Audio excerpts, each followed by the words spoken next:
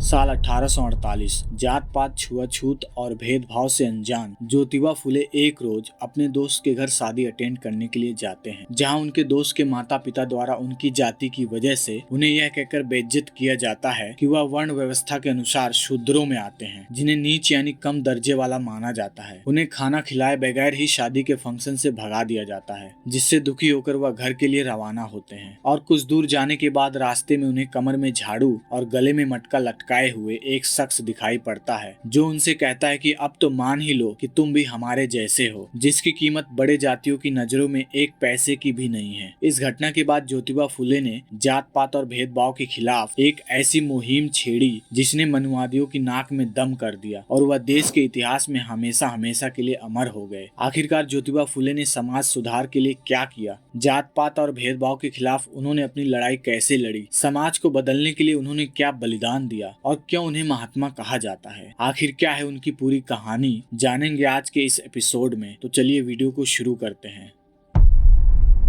दोस्तों, कहानी शुरू होती है 11 अप्रैल साल 1827 से, जब महाराष्ट्र के सतारा जिले में गोविंद राव और चिमनाबाई के घर ज्योतिराव का जन्म होता है। वे महज 9 महीने के ही थे जब उनकी मां इस दुनिया से चल बसी, जिसकी वजह से उनकी चचेरी बहन ने ही उन्हें संभाला। उनका परिवार माली समुदाय से आता था, जिसका फूलों का कारोबार था और जो वर्ण व्यवस्था के अनुसार शूद्र वर्ग में आता था। वैसे तो मनुस्मृति के अनुसार शूद्रों को पढ़ने लिखने का अधिकार नहीं था, लेकिन ज्योतिराव के समय भारत पर अंग्रेजों का दबदबा हुआ करता था, जिसकी वजह से थोड़े बहुत पैसे वाले शूद्र वर्ग के कुछ लोग थोड़ी बहुत पढ़ाई कर पाते थे, और जिनमें से एक ज्योतिराव की फैमिली थी। खैर, कहानी में आगे बढ़े तो ज्योतिराव के पिता ने उन्हें शुरू में तो पढ़ाया, लेकिन घर की आर्थिक स्थिति खराब होने की वजह से उनकी पढ़ाई छुड़वा दिया। पढ़ाई छोड़ने के बाद वे अपने पिता के साथ कामकाज में हाथ बटाने लगे। ज्योतिराव पढ़ाई लिखाई में काफी होशियार थे, लेकिन चाह कर भी वह आगे नहीं पढ़ पा रहे थे। एक पड़ोसी के समझाने के बाद पिता द्वारा उनका admission Scottish mission high school Poona में करा दिया गया, जहां से उन्होंने अपना ग्रेजुएशन कंप्लीट किया और जिसके बाद ज्योतिराव की जिंदगी वापस पटरी पर आने लगी। हालांकि तब परंपरा के अनुसार महज 13 वर्ष की उम्र में उनकी शादी सावित्रीबाई फुले से करा दी जाती है, जो उनके ही समुदाय से बिलोंग करती थी। समय आगे बढ़ता गया और जात पात भेदभाव से अनजान ज्योतिराव एक दिन अपने ब्राह्मण दोस्त के घर शादी अटेंड करने के लिए जाते हैं, जहाँ उनके जीवन का एक ऐसा सच सामने आया जिसने उन्हें और उनकी सोच को ही बदल कर रख दिया। तो कहानी कुछ ऐसी है कि जब ज्योतिराव अपने दोस्त के घर पहुंचे, तब उन्हें देखकर उनके दोस्त के माता पिता ने उनकी बेइज्जती करते हुए उनके दोस्त से ही कहा